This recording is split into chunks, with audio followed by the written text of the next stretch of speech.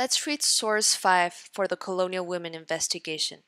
It's titled An Indentured Servant's Complaint by Elizabeth Sprigs. First, let's look at the central question to remind ourselves of the purpose for reading this source. Was there a common experience for women in colonial North America? Now, let's start with the attribution to find out where the source comes from.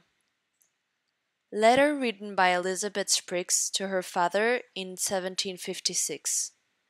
Adapted from the book Colonial Captivities, Marches and Journeys, edited by Isabel Calder and published in 1935, pages 151 to 152.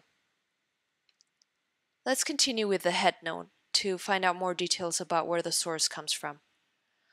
Hundreds of thousands of indentured servants arrived in the colonies before 1776. Servants face harsh conditions and physical punishment.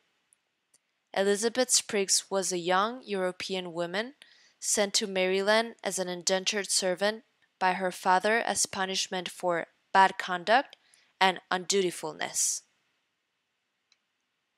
Okay, now we're ready to dive into the source. Let's read this letter by Elizabeth Sprigs. To Mr. John Sprigs Whitesmith, Maryland, September 22nd, 1756. Honored Father, having been forever banished from your sight, I hope you will forgive the boldness I now take of troubling you. My long silence has been because of my undutifulness to you. Knowing I had offended in the highest degree, O dear Father, believe that I am going to share the words of truth. Then I am sure you will pity your distressed daughter. What we unfortunate English people suffer here is beyond what you in England can believe.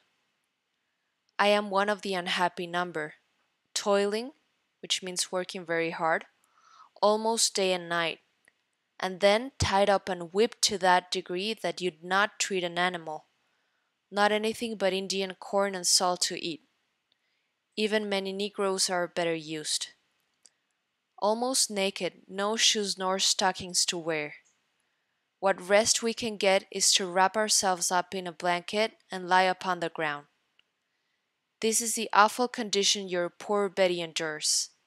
And now I beg, if you have any kindness left, show it by sending me some relief. Clothing is the main thing wanting. I conclude in duty to you and uncles and aunts. Your undutiful and disobedient child, Elizabeth Sprigs.